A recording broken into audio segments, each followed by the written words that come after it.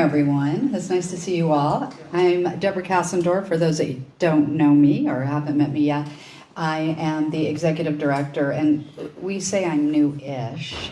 I started here in November, so the role is still a little bit fresh, and I'm still a little new to Evanston, so I love meeting all of you and getting these factoids and new ideas about Evanston. I also wanted to, before we start our talk today about Evanston's first passive house, to thank our partner for House Walk, our 49th annual House Walk, and a supporter of the talk today, American Vintage Home. So thank you so much for the generous support. Vicki Parker is right in the corner. So she's been joining us for some of these home-related talks, and has some fun giveaways in the other room after the talk, and is also here to answer any questions that you might have about your or a friend's older home. They are definitely the experts and someone that we have relied on for actually decades here. As a like-minded institution around the subject of green energy, today's presentation very much fits with our values here at Evanston History Center. With the installation in 2013, so we were very cutting edge at the time, we installed our geothermal system as part of our capital campaign. So we very much understand the potential and challenges and great opportunity around this subject and passive houses. And with that in mind, we're really excited to hear from Margaret and Nate. And I'm going to give you a little bit of background. I'm going to read their background, both really impressive, and it's been fun to meet both of you today. So Nate Kipnis, did I get that right? Yes. Is a fellow of the American Institute of Architects, who's also been a great partner with us on this talk in terms of sharing it. So we're excited when we meet new partners. Nate's practice, Kipnis Architecture Plus Planning, is based here in Evanston and in Boulder, Colorado. His architectural work is centered around sustainable design since he started his professional education at the University of Colorado. Do you want me to say the date? Sure, I was there in the 70s for 3 months. But that just shows, again, how ahead of the times you were, or one of the pioneers. So Nate has also served as the national co-chair of the American Institute of Architects and their 2030 commitment working group, helping architects to design to net zero energy and carbon levels by 2030.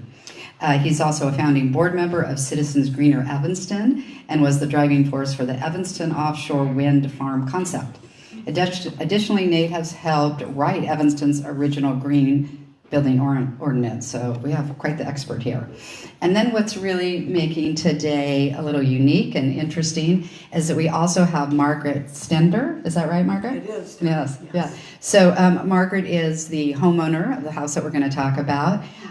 She just told me that she has slept in Evanston in her new home for 3 nights.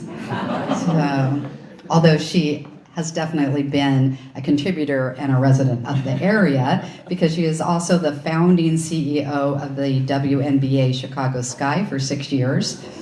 I know, fun, right? Yeah. That probably always gets a great reaction. I love it. Yeah, and she remains a minority owner, an avid fan, and a season ticket holder. In 2012, she launched, I love this too, a basketball and leadership school for girls 8 to 18, which merged with the WNBA Sky in February of 2022. And prior to the Sky, I have some similar background, Margaret. I worked at Clorox and I worked at Starbucks. Because Margaret also worked for 22 years at the Quaker Oats Company with an emphasis on marketing, also strategy and general management. There must be some oatmeal fans. Yes. Oh, that's that. My pals back there. Oh, great. So again, a real pioneer in this subject of green energy. And then I've heard you're a real partner and kind of the team leader for Nate, and the homeowner of Evanston's first passive home. So we're excited and grateful to have you here, and we look forward to hearing from you. All right. Well, it's great to be back here. I was here, boy, a long time ago, did a presentation, but happy Earth Week. So this is a really great house to show for this. I just want to very quickly, just talk about my background. This is kind of a range of homes that we've done over the years. They're all very high performance. This one is a renovation and kind of a aging in place, their forever home. That's up in Lake Bluff. The one in the bottom is just starting construction in Boulder, up in the mountains overlooking. Every angle is the equinox, the solstice, sunrise, noon, sunset. Really, really a fun house. And then we've done lots of work in the historic district. So I've been in business a little over 31 years now. I think we've done about one per year. And so these are just a few of them. And if you're from around here, you probably recognize some of these homes. And then Margaret and I met in the Evanston Bike Club. Shameless promotion here. If you're looking to ride, come on out. Come on out. Margaret's on the board of that. And if you like fluorescent, tight-fitting stuff, there you go. Come on out. So I want to let Margaret go over why she did this. Hey, this is such a nice welcome to a new community. So thank you all for coming out. This is how'd all this get started. So I was newly retired, and I was very eager for a new challenge and a new growth. I found myself for the first time in 25 years where no children and no parents needed me, so it was time to figure out something else. I have lived in Chicago, downtown, for almost 40 years, and it just kind of lost its pull and its magic. I've kind of seen and done everything that I could do in Chicago. I really wanted to be closer to dear friends, of which many are in the audience, and I really wanted to be closer to my EBC pals, of which there are a few here as well.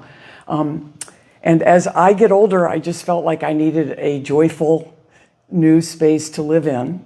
I was also learning new pursuits, and I just wanted to practice doing something from start to finish. I guess I did that with the sky, and it was great fun. So now it was time to start again. So why Evanston? The first thing and most important is I just wanted to be closer to people I love, and that was number one. I love that Evanston is its own city. Okay, I'm an urban person, and I love that it's, respectfully to those of you that live in suburbs, Evanston is its own city. I love that its diversity and its progressive attitude. It's very walkable, very urban, can jump on the CTA and get downtown very quickly. I am thrilled about more open green space. This is something, after living 40 years in downtown Chicago, I never really had, so it's kind of a treat. I hope I can figure out how to use it. And then it's just kind of fun to be in a university college town, right? So why environmentally sustainable, you might ask? And I just, like all of us, and I hope you all are here because you're concerned about the environment, we all ought to be. And I just wanted to be part of the solution. So if I was gonna build something from scratch or rehab something, both of those were options. I knew I wanted to approach it with this term I had heard, net zero. I didn't really know what it meant, but I was trying to learn and channel it. And then also this whole idea of adding solar panels and getting our energy from the sun. I was very keen on learning about this new technology. Before I met Nathan, I had no idea what a passive house was, never heard of it. And so I have learned a lot, and it's worth learning about. It's very fascinating, and it's much more developed in other parts of the world rather than in the United States, although it's growing. It's growing. I love the idea of living in a home and in a community that's a bridge to the outdoors and kind of living with nature and with the environment and not against it. And you'll see in the design, there's a lot of outside in Nathan's design of my new home, which I love, so we'll get to that. Now, why modern? Okay, this is my old home in Chicago. I grew up in an old home, and I lived for 40 years in this Victorian row house. Connected on all sides. Before that, I grew up in a revolutionary style home in Alexandria, Virginia, which was built in 1760. So I know all about historic neighborhoods. I know all about old homes. Yes, sir. Is that on Howe? I beg your pardon, sir? Is that on Howe? It's on Fremont. Oh, So you're close. You're in the neighborhood. It's on Fremont. It's 2111 Fremont, and I loved living there. But as I get older, I'm tired of being around old stuff. I'd like to be around something that's fresh and contemporary. And as my good pals know out back there, I'm kind of a minimalist. So I really love the clean lines of a modern look. Very casual person, care about the comfort, but no frills. And again, back to this outside in. You can see from my old house, it was connected on two sides and I had a very small backyard. You'll see from what Nathan designed, very different from that. Many of the Evanston residents might want to know, like, and many people have asked me, how in the heck did you find a vacant lot in Evanston, right? Yes, so it was completely by a fluke. And this has been a long project. So I started looking in Evanston in May of 2021. And in August, I discovered this vacant lot. I don't know if anybody recognizes that. And this vacant lot, which my home is right here, right now, it had never, ever been built on. So the vacant lot was part of the big Victorian home to the north. And that home had been owned by the same family for over 40 years. And the patriarch of that family had passed away. And that house, 2014, went into his estate. So they had it on the market, right? But because there hadn't been any work done in that big house, I mean, it's probably easily over 4,500 square feet. It has no central air conditioning. It was all chopped up. It needed a lot of work. So the cost of that house plus the vacant lot, knowing that you'd have to put a lot of money in to renovate the 2014 house, was kind of pricing it out of the market, if you would, right? And nobody was looking at the 2014, at the 1214. Nobody was even looking at it. It had been on the market since April. I found it in August. My friend and I went and looked at it, and we were like, oh my God, this house needs so much work. So I went to the owners and said, hey, would you guys be interested in maybe splitting this lot? It was 108 feet across the front, so it's plenty big, right?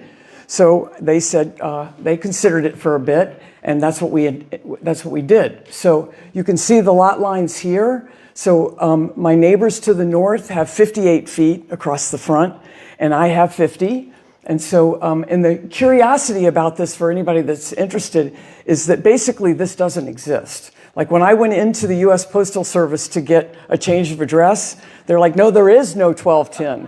And I'm like, oh, there is. So I don't know how long it's going to take for Cook County to find me. Eventually they will. And they'll send me a tax bill. But until then, I kind of don't exist. So I had to make friends with the post lady that goes up and down the street for fear that she wouldn't deliver me any mail. What's the address of the house south of you? The south of me is 1208. Yeah, so there was a complete vacant lot. So, Nathan and I met. Truth be told, I Googled him and found his expertise before I even knew he was in the bike club. So just on the record here, okay? Let's get this story right. He is really world-renowned in what we're doing here.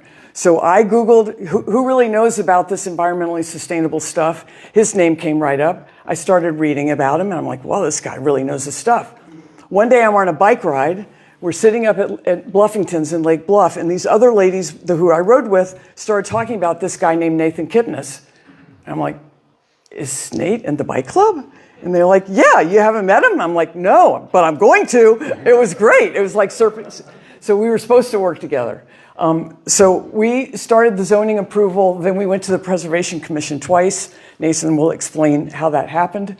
We finally got a permit, and then in December we started. And on Monday it was done, and like Deborah said, I've slept there for 3 or 4 nights. I've lost track now. I'm kind of worn out, but we're getting there. Anyway, you all ask us any questions along the road, and I'll turn it over to the expert. All right. Thank you for welcoming me to the neighborhood. Yeah. So it is funny when she called me up and she goes, oh, it's Margaret. And I'm like, who? And she goes, really tall redhead. I go, oh. Oh, yeah, I've seen you. So yeah, we were riding together and didn't even realize it. So let's talk about what we were starting with. And there's 2 parts to this. And the first one is putting a modern home in the historic district. Like, holy crapola. And I've been here for a long time. I know what that implies. This is the neighborhood, kind of representative houses. There's, if you know this block, it's a very special block. And it's got a lot of very old homes, a number of different styles, but you can see things that are consistent here. The entries are always off to one side. You got about 7 or 8 steps. You have a main mass and a minor mass next to it. The roof typically pops up, the bay typically pops up over the roof line. You're going to see how we addressed all of that.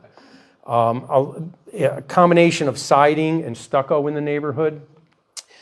There are a few modern homes in the Ridge Historic District, not many. These are 2 of them. You probably recognize them if you've been around. But we looked at them and we saw things we didn't want to do in this, and we saw some things that did make sense. And the other thing we wanted to be very careful of is all the homes have 7 steps up, 8 steps up, and when you need help getting in, out comes the ramp, and everyone in the neighborhood knows it. And so we did not want to do that. So it's an aging in place. This is going to be Margaret's last house, is what she's saying, and I believe her. So here's, what has changed since Evanston was founded in 1855? That's northwestern there. So, there were no cars, curbs, streets, sidewalks, stop signs, on and on and on, and no electricity when the city was founded, no air conditioning condensers, and there's 16 decades of different styles, and that's what makes Evanston great. So if you really have a hard time with that, there's other suburbs that have one style, 1 decade. You can go there, but if you're in Evanston, that's kind of the thing. It makes it fun walking around. This is Fountain Square. Way back in the day, you can see there's Northwestern way in the distance to the northeast. So let's talk about what's allowed and what's not allowed. So the Evanston Preservation Commission is something I deal with all the time, usually with renovations and additions. And so one of the standards that they have is all property, structures, sites, and objects shall be recognized as products of their own time. And I think that makes a lot of sense. When you're walking through the historic district, you want to know when you're looking at something from 1880 or 1910 or whatever it is, that that's the real deal. You do not want to be faked out by anything. And that was kind of our guiding principle in this. The other thing is they do not want to limit innovative design. And if you're doing new construction, in considering new construction, such as a freestanding structure, the commission shall not impose a requirement for the use of a single architectural style or period, though it may impose a requirement for compatibility. And I think that makes perfect sense. So these are the standards we had to design to and present and convince the Preservation Commission. So the height of the building, the proportion of the facades, and I talked a little bit about those bays and the massing and everything, the proportion of the openings, the rhythm of solid to void. When you look at a building, you shouldn't just see a flat wall, you should see openings in it. The spacing of structures on the street, the rhythm of the entrance porches and other projections, the materials, the roof shapes, a wall of continuity. Her vacant lot is literally like a tooth missing in someone's mouth. Like it's a void in the urban fabric. And then the scale of the structure, and then if it has any directionality, which these do, they're not symmetrical, they're biased to one side. So when we did our first design, which is on the right, and I really liked that design, and we looked at what was exactly across the street, and these different colors are the different proportions, height to width. So you can see we looked at that building, divided it up, and then we designed the building based on that. We went before the commission, and boy, was that a wild one, the first one. So there were a lot of people kind of against it a little bit, and I get that. When you get a notice in the mail, you are guilty until proven otherwise. Like, what are they doing? What are they trying to sneak by? So we got a lot of people that came out, but and the newspaper seemed to enjoy that, and so At my expense. So I did say during the meeting, and it's quoted there, the choice is to make the home true to its time, or to design a home that pretends to be from a different time period. That's what they do at Disney World, and it's completely at odds with the notion that the district is a collection of authentic home styles. So, yeah, put the flag in, and that's where we went with that. So I'm a firm believer in this process. Like I said, I've been in front of the commission at least 30 times. I get comments. It's always good to get eyes on it. There's lots of people on the commission. We came back with this design. So a couple very simple changes. We have a continuous overhang, and the bay pops up and breaks that roof line asymmetrically, but still very noticeably. You can also see one house has stucco to one side and the other has siding, so we kind of did a mix of that to kind of acknowledge those. And then we did this proportioning study with the neighboring houses, and if you look here, we wanted to make it match up to the heights, but this is as high as the code would allow. So we weren't allowed to go up to the other ones, but we were matching up, and kind of one of the most important things is that porch line, the covered porch. And you can see that here. And there's our little three-dimensional lines. So I would encourage you all to go by the house. I mean, you should look at it and tell me what you think. But I think it looks really good. When it was going up, we could tell right away that we were matching up with everything in the neighborhood. Yeah. So the other aspect of this house, it wasn't just to make a beautiful house. This thing had to perform. And Passive House is a wild third-party standard. Super intense, third-party certified. And so I'm going to give the little preamble about this, about why we want to do it. I think for years and years we've talked about climate change. We know it's coming, but we really haven't sensed it. That's the noise. And finally, in the last 2 years, I would say the signal has popped out of the noise. I think you have really got to be a special person not to understand what's going on. It's very, very obvious. So, and one of the things, this is an easy graph. This is from the Industrial Revolution till now. That's the temperature rise, and that's the CO2 level. Pretty straightforward. There's World War II right there. You can see that. And then this one is the scariest graph I've ever seen. And this, I track all these charts. I cut this down to just this one today. I usually show a bunch of them. But this is the global temperature, kind of year by year, different colors for different time periods, bunched up here, spreading out, spreading out. That was 2021, 22, and then look what just happened. Like a 3/4 of a degree in 1 year. And that, I mean, we can talk about the science of this. That's like a phase change jump. Like that is really noticeably different. And we're trying to keep this at 1.5 degrees Celsius. That's blowing past it already. And then we've got all the weather damage. Again, like I always tell people, what's the last thing you see when you turn, when you go to bed? It's like some house floating down a river or something blowing up or flooding, whatever it is. It's very, very obvious that things have gotten different from when we were kids. I mean, none of this was going on. And this is another graph that I actually just updated yesterday and added the last 2 years on. These are billion-dollar events, consumer price index adjusted, and that's a pretty obvious thing as well. And we're setting records every year now.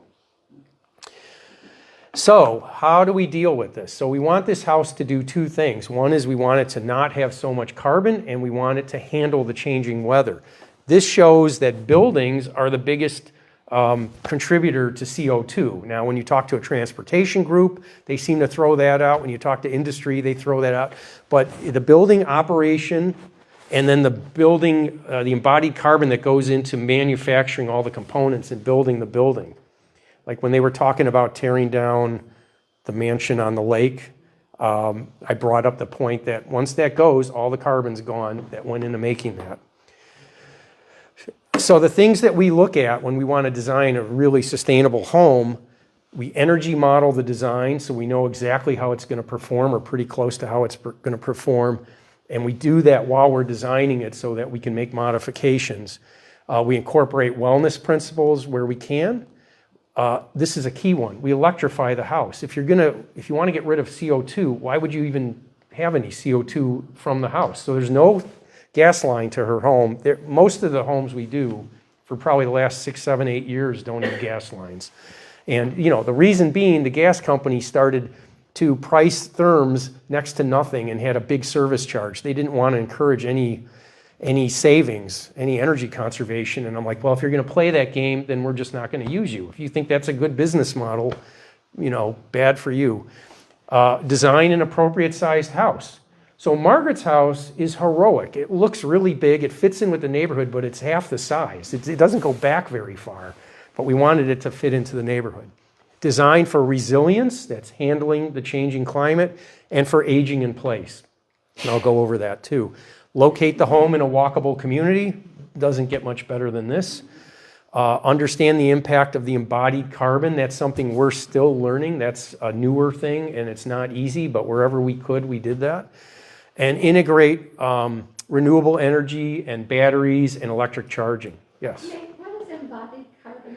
So there it is, right here. So it's the taking materials out of the ground, transporting them to where they're being processed, manufacturing them, bringing them to the job site, and all the effort it takes to put it into place.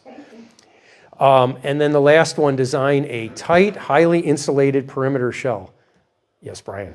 Quick, can you say a few words about wellness principles?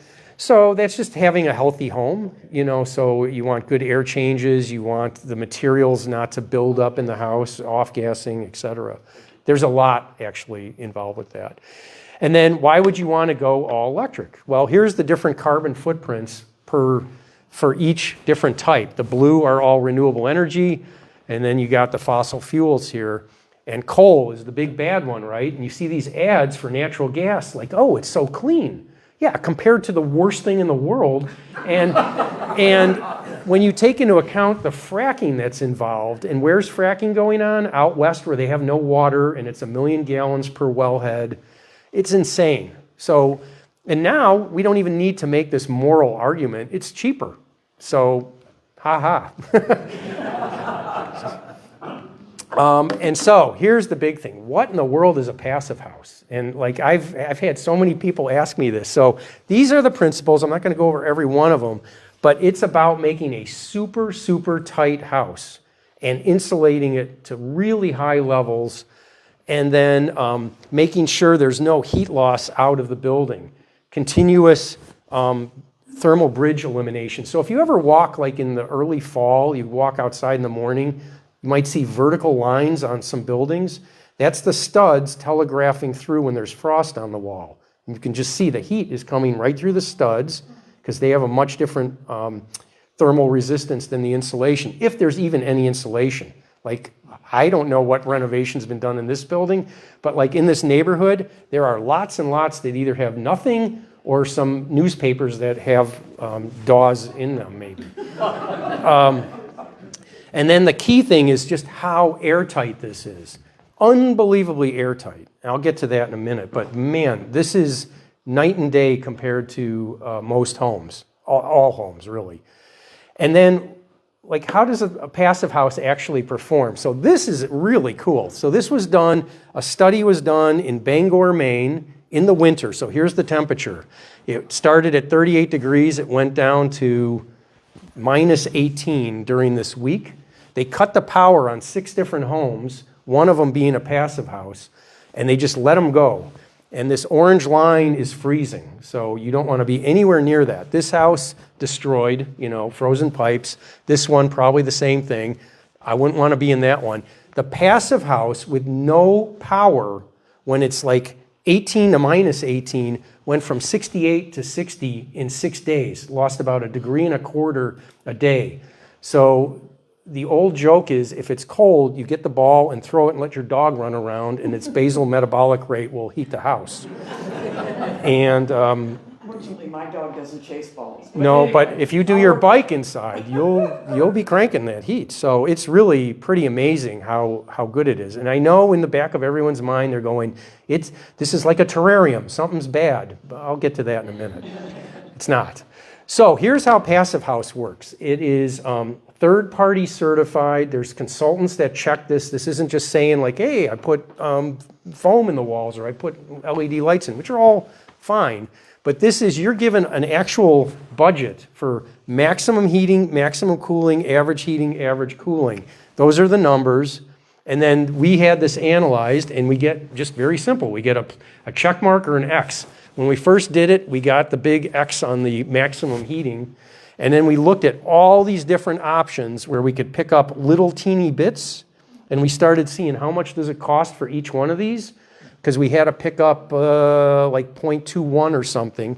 And we started, this was a very long process, and it was very intense. But at the end of the day, we did get that to click out green. And so, but it's really interesting. And this number is averaging, right about 4,500 BTUs per square foot per year. That's the metric you use. A typical house uses 49,500 BTUs per square foot per year. So about a tenth, not a tenth less, but a tenth total. It barely uses any power. And so here's the house. So I want to talk about the different features that we put into this. It has passive survivability, which is that chart I showed. So if the power goes out, she can ride out a heat wave without power or a freezing wave without power. So if your power gets out, just come on over. I will. It's resiliently designed, so we've got a ton of solar panels on it. It's got room for 4 batteries for backup power. So, and all of this is like new. Like in the last 5-8 years, all of a sudden, all this technology is available, and it's all perfect. The heat pumps and everything else barely use any power. It's designed for aging in place, so the whole setup is geared for the first floor. Her bedroom currently is on the second floor, but there is an office that could become a bedroom. The bathroom is slightly wider. The doors are wider. The hallways, it's a 0 threshold shower, so you could roll into that. That's very common now in the homes we've been doing for quite a while. Located in a highly walkable city. Passive house certification, everything is right on track. We're going to get it. It takes a year from now to actually get the certification. When we started the project, there were only 1,000 homes in the U.S. I think they're up to probably 5,000 to 8,000 by now. I mean, it's really accelerating, which is great. And next to Lake Michigan, I think this is just the best place to be for climate change. If you got to ride it out, then this is not a bad spot.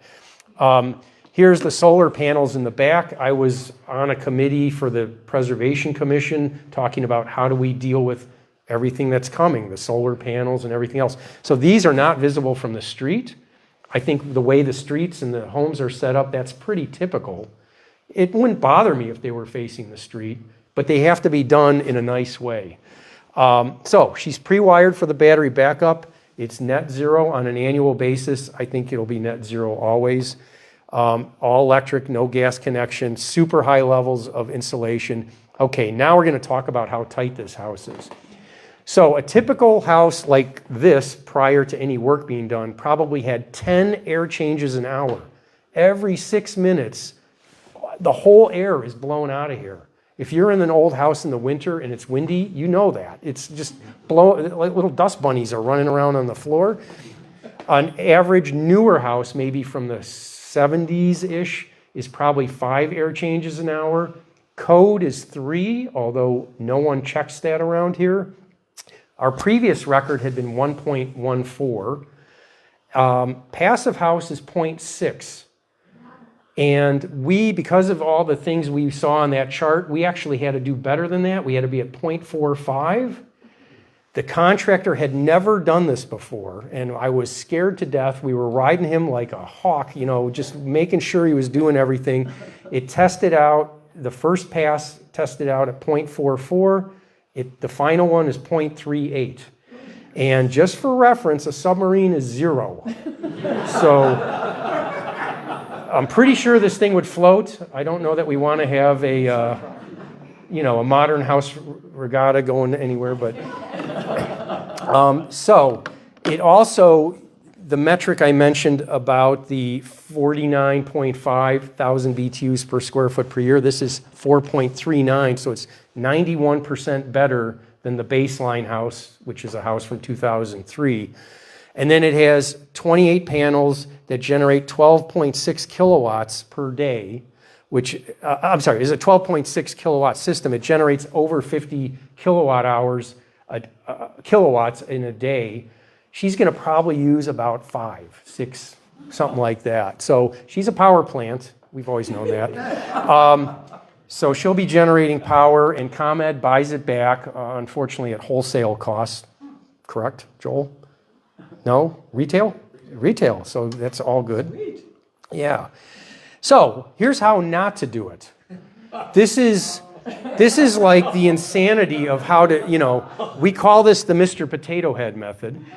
And this house actually won a design award. It was from the front, but like, how much alcohol does it take to do this? Like, insane, just totally nuts. We don't want to do that. So we wanted it to look really clean. And so in the back, like I mentioned, the house is not as big as the neighbors. It just has this one section coming out the back. And then the garage more or less matches it. That's an asymmetrical roof, so that we get more area for the solar panels facing south. We also get an interesting benefit in the, oh yeah, go ahead. I'm very curious how you tested for the airtightness of the house. There's a slide coming up, a slide and a movie. So good question, yeah. So we've got the asymmetrical roof, and then there's also this light shelf, which shades part of the south-facing family room, but also bounces light in and hits that lower slope, bigger roof, and brings daylighting in, especially in the winter when you really mentally want to have that. And then here's your question right here. So this is a blower door test. So what they do is they take a door off or move it open, and then they put this on, and it blows the air in. It pressurizes the house. They know the volume of the house, and they can figure out how many air changes per hour are going on. And then they put smoke in here, and they can watch the smoke coming out. Now, you have to let the fire department know this. And, well, I'm not kidding. So here's the movie. So look at the smoke coming out of this thing. And so people walking by think the house is on fire. And so we while it's going on, you can run around, you can see exactly where it's leaky, and then you can address that. And you can go, oh, you're at 0.5. We need to be at 0.44. We got to go and caulk this. And they make a list, and you do that. We tested it 3 times. So you test it early, and then in the middle, and then towards the end. You make the corrections as you go, which is how we drove it down from, I couldn't believe we hit 0.45 right off the bat. I mean, honest to God. And I believe that is the tightest in Illinois. Pretty intense, and especially for this contractor to do it on a first shot. Does the certifying body come and test it again? Yeah, it's the same group. Yeah, so they tested it 3 times. And we were all there on the last one waiting for like a champagne moment.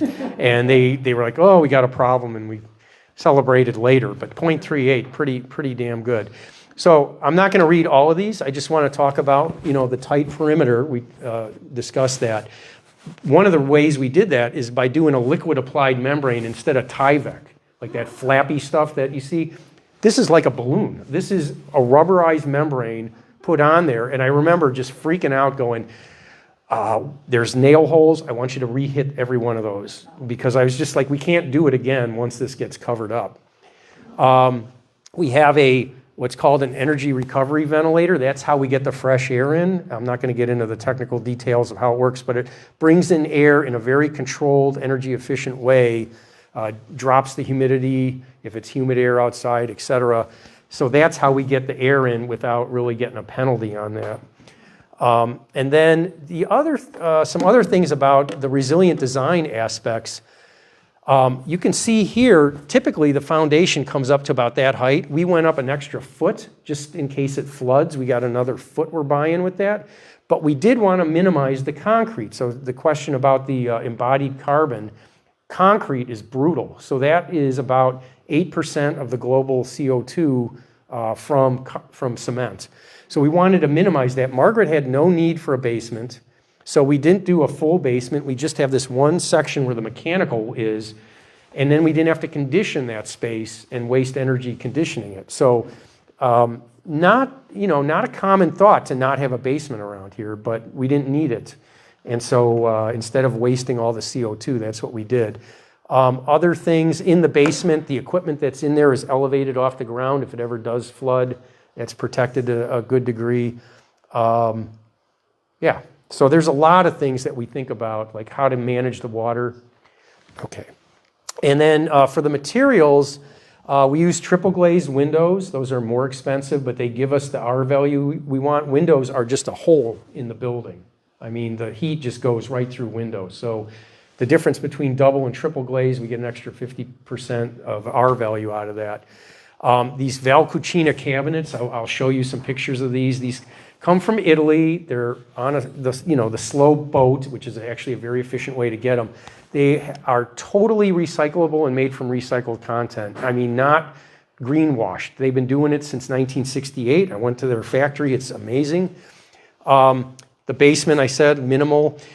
T-studs, this is an interesting thing. So that's like a little vertical truss, and it allows us to get continuous insulation inside of it. We also put continuous insulation on the outside. But this is an easy way to get the insulation to better block that thermal transfer that you would normally have with the studs. And then we also, for the concrete that we had to use, we used this product from Ozinga called Carbon Cure. It's a product that they offer, and they inject CO2 into the concrete mix. It mixes with the concrete and converts it into calcium carbonate, which is limestone. So it's stronger, it's permanently locked up, and it's cost neutral because you can reduce the amount of cement, which is the expensive part. So that's pretty cool, I mean, for no cost. So we've been using that all the time. And now there's a picture of Margaret's interior back there. And so why would you have a fireplace if you're going to have a carbon-free home? That is a water place. That is a linear humidifier with colored LED lights on it. That is a zero carbon fireplace, and I'll show you that in a minute. But when you're doing all electric, you're looking at an induction cooktop, heat pump, water heater and dryer, and an air source heat pump system. And anyone that's going to claim that Margaret's roughing it in this house is out of their minds. This is awesome. So I'm going to show you this. Watch carefully here. So we've done this a number of times. That's the fireplace going. I think the only negative is it teaches little kids to stick their hands in fires. But other than that, it's fantastic. This is, we did an old house in Chicago, and this was the first one that we did. And kind of looks like a Frankenstein thing, but it looks amazing. It really is very, very cool. And so I want to share now the pictures of this.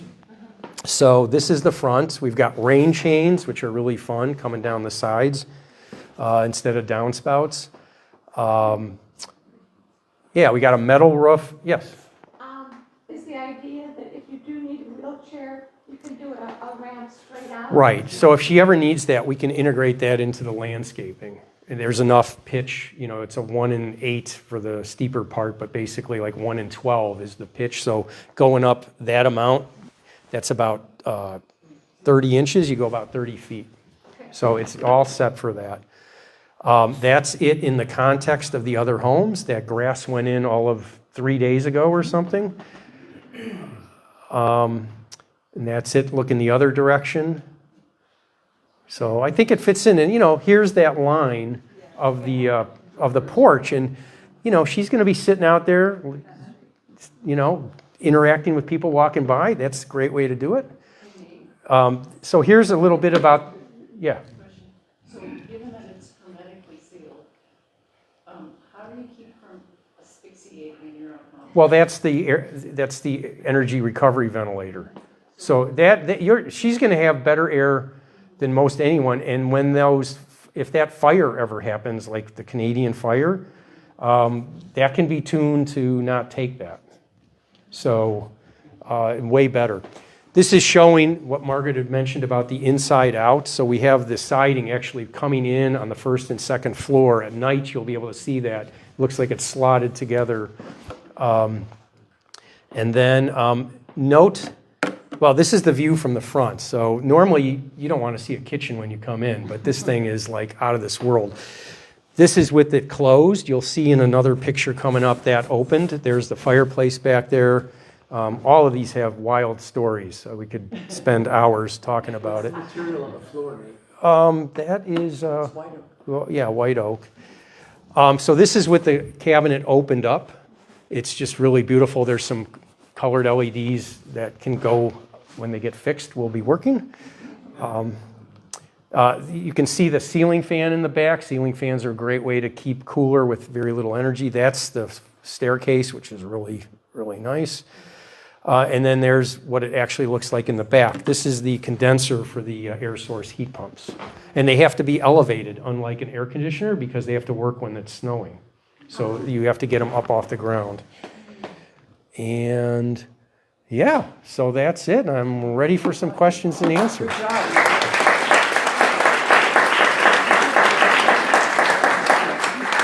Yes. Trouble ways windows versus what's the R factor? I know there's no infiltration. What's the R factor versus the wall? Oh, we have our gentleman here from Sierra Pacific. I think they are. Okay, 0.16. So that is like 5.5 or something. 6.25. A typical window is going to be 3 to 3.5, and you know it makes a huge difference. And they're also coated with a low E coating. What low E coatings do is at the wavelength that heat is at, it bounces it back as a mirror. So it keeps the heat in. Like if you were to walk around not dressed real heavily and you compared them to two different window types, you don't really feel the cold with the low E. And then they're also argon filled, which helps with the insulation. Yes? So is the plan or the intention not to open windows? I know Margaret will open the windows, and so that's fine. I know there's some, intense passive house people that are like, if you do that, you won't get it as high a performance. It's not going to matter. And, when it's super hot out, she shouldn't feel bad about running that air conditioning. It is super efficient, and same in the winter. It's all electric, but it's a very high performance. It's basically 3 times more efficient than a baseboard heating because of the way air source heat pumps work. Heat pumps work by moving heat more so than generating heat. If you can imagine, there's actually a lot of heat even when it's minus 10, 20 degrees. If you know the Kelvin scale, it goes all the way down to minus hundreds. So the efficiency rolls off a little bit when you get down to those intense numbers, but for the most part, it'll be fine. And then in the shoulder seasons, this time of year, absolutely, open the windows, whatever you want. Yeah. Yes? How many bedrooms upstairs, and what's the square footage of the house? That's a great question. So it's under 3,000 square feet. It's like 2,800. So compared to, it's about half the size of probably the homes in the neighborhood.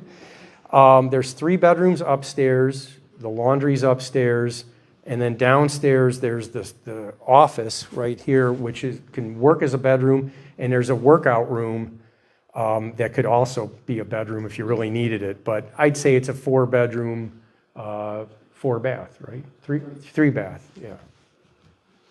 Yes, in the back. From your description, obviously a lot of this is possible with the materials that are available, but also you talked about the process, the workers. Did you need to do anything special with the actual people doing the work for them to accomplish these results? Yeah, there was a lot of discussion. So she was asking if we had to do anything special with the workers.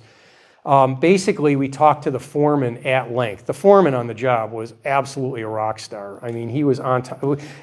Just let me back up. We talked about the schedule a year and a half ago. They go, oh, it'll be done at the end of April. I'm like, no.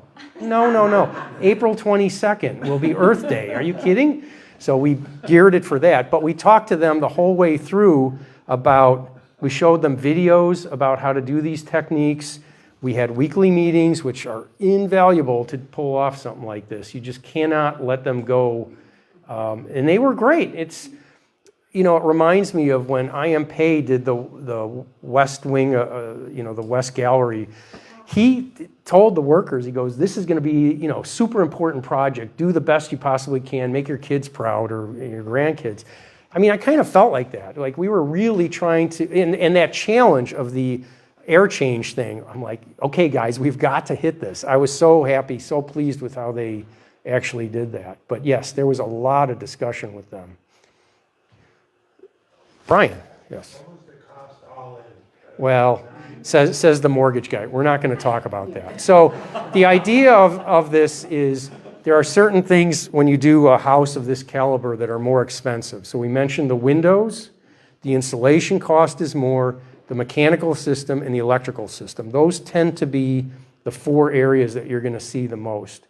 And you know, one of the reasons, if I can speak for Margaret, that she did this is to give exposure to this, give practice to myself and to the workers, and to start driving this thing down in cost and make it more affordable and more of a thought when people are doing it. You also can go online and see plenty of examples of affordable housing with this. Affordable housing definitely is possible. It's just you limit the options, but it's still going to perform really well. Can I add to this? Yeah. Yeah. The other thing that was important, and my financial advisor is right here, so he'll know, is the house will pay back over time, right? So there's only one way for me to get out of this house. And I'm planning to be around for at least 20 or 30 more years. So over time, my utility costs Are 0. Okay, well, I do have to pay $15 to comment. That's for a hookup, okay? But and remember, Nate said I'm going to be selling energy back. So I think if you take a longer term view yes, it costs more than a typical house, but hopefully over time we'll prove that it really pays back for itself. Yeah. Susie? Follow up on that, Matt. If you took a like-designed home that's passive versus not and looked at it over 30 years, what's the percentage? Yeah, well, I don't have that at the tip of my fingers here, but, you know, it's, there. Is that if a person considers what they would pay for fuel over time, Right. utilizing the electrical vehicle, so you got that into the city. Yeah, she's going to be able to charge her cars, and so there's, yeah, it's easier to kind of pinpoint that to the cost of solar panels, which honestly, of all the things, not much. It was like, I think that was 25,000. Well, but there's a lot of rebates, as you all know, right? There's a lot of rebates both at the state level and at the U.S. level. But the thing that I think is so valuable, which is what you're talking about, is to make a full financial story so that we don't just focus on what it costs to build the house, but we talk about what the cost is to build and operate the house over a 20 to 30 year time period. And I think when the industry starts to tell a more integrated story and the cost of building will go down, these things will explode. But it is a bit of a complicated story. I like to add to that too. I think there's a bigger story to be told here, and I think it's a way of life, right? So Agreed. What you're introducing, and I'm all on board with it, and I brought my team, I'm Jim Bracken, by the way, is it's a way of life that we could show people there's a different way to live. Absolutely. So you can expand. This is just the beginning of how. And the thing is, it's kind of like computers. Like, what was the cost of a computer 20 years ago, and what did it do? We did the first house we ever put LED lights in. They were $100 a bulb, and the next year they were $30. If he had waited a year, so this is the reason Margaret is not putting batteries in right now. Solar panels have pretty well leveled off for quite a while, but batteries are on that deep descent right now, and they're going to become more affordable. There'll probably be more incentives, et cetera, and then she'll put the batteries in. Yes?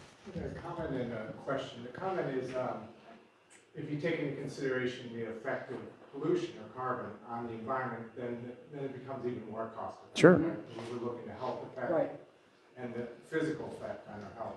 The question I have, and having driven a Prius for a long time with the battery underneath my seat, and having lived in Louisville, put panels in my house in Colorado, I'm learning more about microwave radiation and the effect of batteries on physical and mental health.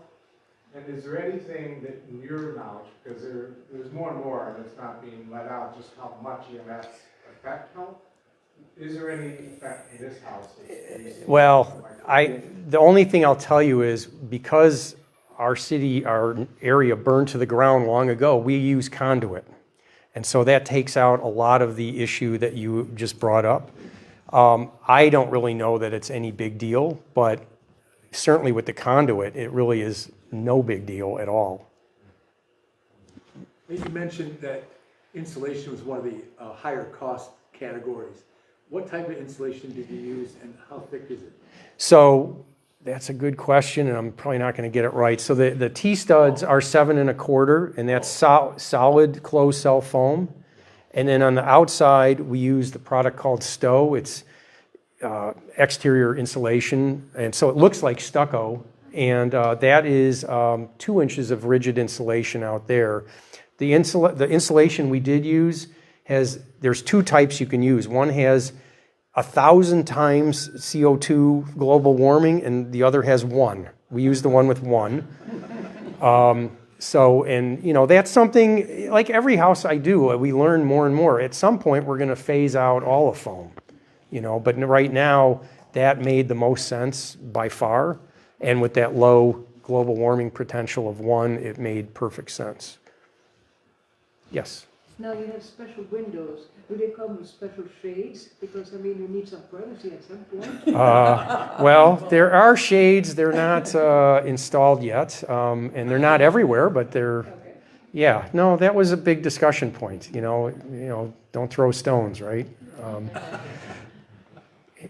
Yes. First of all, congratulations, really beautiful house. Thanks. I'm just worried, I guess, about the amount of new construction that's happening versus the amount of existing structure. Sure. So, in your opinion, what is the best way to weatherize and convert, 100-year-old homes to actually be more efficient? Yeah, great question. He was asking about what to do with existing homes, and honestly, if we're going to decarbonize at scale, look at Evanston. We're 99 point whatever built. It's all about renovating, and Chicago is like that as well. So doing existing homes is a little trickier, but it's definitely doable. I think that I get asked this all the time, like people are like, well, I want to replace my windows, and then I'm going to do this, and I'm going to do that. The thing I always tell people is you have to do it as a system. So that's the if you just replace the windows, heat just really doesn't care. It goes right around the windows and goes out where there's no insulation. So you have to do the windows, the wall, and at that point you need a smaller mechanical system, and the thing to do is electrify it, so get rid of a gas furnace, and then have a smart thermostat. The thing that is the hidden cost in all of this is upgrading your electric service. So a typical house around here might have a 100 amp service. I guarantee you're going to need a 200. If you got a 200, you're probably going to need a 400, et cetera, because you're counting on that for your peak load in the winter.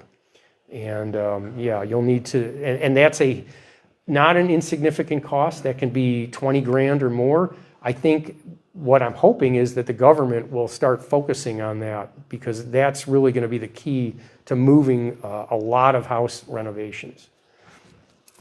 Yes? This may seem like an insignificant question, but is there a place for storage? There's no basement, and is there in the attic an area that... That's a great question. So she was asking, where's all the storage in this magic house? So yes, up in the attic, there's a nice ladder to get up there. Dead storage. You're not going to be running up there too often. It's not impossible. There's a crawl space that you could store stuff. I would think that would be the least option. And then there's lots of good storage in the place. We were very careful about doing. Yeah. Is there a loft in the garage? The garage, there is space up there, but it is designed structurally for an ADU. That was the other thing. We wanted to make sure we didn't forget that she didn't want to do it now, and there's no reason to do it now, but we didn't want to preclude that. Auxiliary dwelling unit, that's the new thing that's been allowed. We've been doing coach houses in Evanston for quite a while, but you had to have them for the family or for people that worked for you or whatever. You couldn't rent them out, but now you can rent them out. Yes? What's your outlook for offshore wind in Evanston? Well, when we were on that committee, there's a couple guys here from that. I think we knew Evanston was always going to be tricky, but Illinois, like the southern, I think that's public knowledge now. They're looking into that more than, they're looking into it quite seriously. I remember when we were working on that in 2009, 10, I would go to these conferences and we would talk about how much red tape and all that. And then we were told that Chicago might get the Olympics, and Daley wanted at least 2 turbines in the background of every photo. And I brought that up at the conference. They go, it'll get done immediately. Like so it didn't happen. We didn't get the Olympics, but I do think that that's a good thing. I know there's people like that, my God, I don't want to look at that. Of all the things, like if that's the worst thing we got to do to get this figured out, that's nothing, really nothing. Yes? Was there any consideration given to the landscaping or anything outside? So the question is about landscaping. So yes, Hearst House Landscaping did the landscape, and they were very much involved, and that is a great piece of the puzzle. So the landscape just went in. So if you walk by it, it's, I've always been told it takes 3 years. You sow, grow, and then show. And the awards season is now, so we have to get the photographs next week. That's just the way it goes. But so it doesn't quite look like this yet, but that is all laid out. They're there. They're just small at the moment. But the question being, yeah, so. Right. So the good thing is the metal roof can do that. We didn't do it on this house, but metal roofs are really good at water capture. I don't know the specifics of the landscape, but they did do a lot of, of what's native and low impact and minimizing the grass area and things like that. Yes. I wanted to ask about metal roofs. Yes. Are they silent or are they Yeah, that's another question that comes up all the time. So we have got so much insulation up underneath it that you really don't hear anything. And if it's hailing, it's actually kind of a fun little sound. It's not like you're inside this metal guy here. They're really great. I mean, the thing of it is that's a 50-year life. That's one of the longest lasting roofs you'll ever get. It's completely recyclable. It's made from recycled materials. And we like to do silver because that's the color for climate change. So it's why I have a silver car. There's also a coating on that. It's a low emissivity coating. So again, heat sees it as a really light color. It sees it as white. So you always want the roof cooler no matter what season. You just don't want a hot roof. And that works out really, really well. Yes? Did you ever consider, aren't there like solar tiles instead of the panels themselves? So, yeah, so there are solar rolls, actually flexible. But the problem with those is they lose efficiency quite quickly. So the good old solar arrays are, I think the warranty is they're going to be at 80% in 20 years, but I don't think they actually reduce at that rate. Yeah, that's good. Yes? One of the pictures you showed us with the solar panels on the back side, the roof looks like the material is not metal. Correct. That was a cost-cutting. But is that also because in the rendering it is, you have but to service it anyway because of solar panels? well, so we whenever you do a house, there are a million decisions, and there's a lot of money flying around, and we made a value engineering decision to not do it in metal. Metal would be awesome because you can just put clips on the standing seams. You don't have to penetrate the roof. I mean, what we did is still fine, but yes, there's compromises when you do anything. So what's the life of something like that? So the panels last pretty much forever. I mean, there's no moving parts. They'll degrade very slowly. The metal roof is a 50-year life. The other roof that's currently there is a 30-year, but I always say it's more like 23 with the UV damage. But yeah, and just to be clear, every time you take them off, you do degrade the panels, the connectors a little bit. So, it's nothing tragic, but ideally it'd be on metal, but that was one of the compromises on the job. What Yes. solar company do you work with? So we use Earth, Wind, and Solar.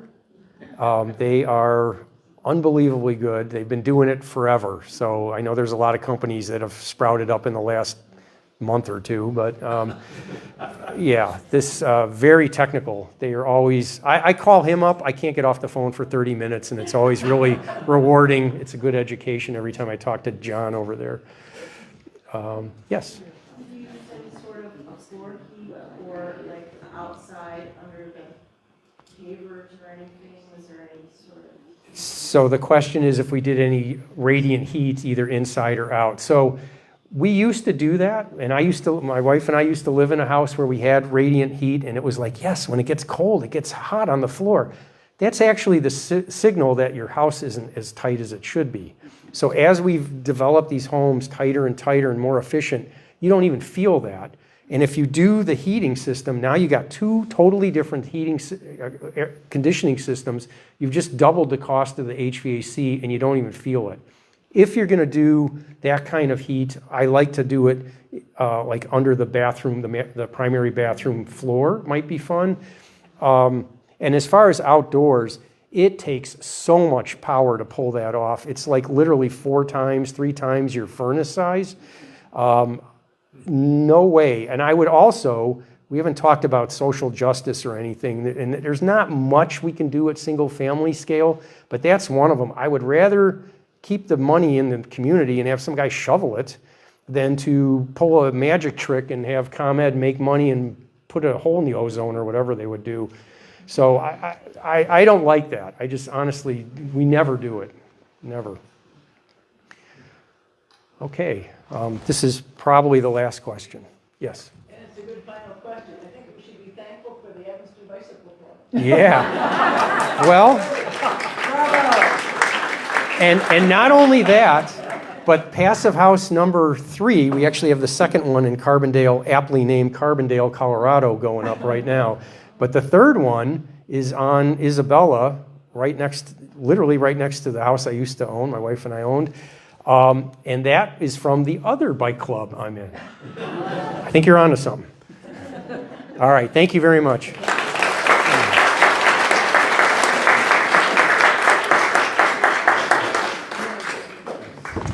Thank you, Nate and Margaret. I think that was one of the best programs we've had. Thank you very much. You're welcome. And thank you all for coming. Again, if you want to hear anything from American Vintage Home, we're here for a few minutes. We have some snacks, and if anyone is interested in buying their tickets to the house walk, I'm sure we can help you with that. Oh, and if you want to, I've got some pamphlets up in the front if you want.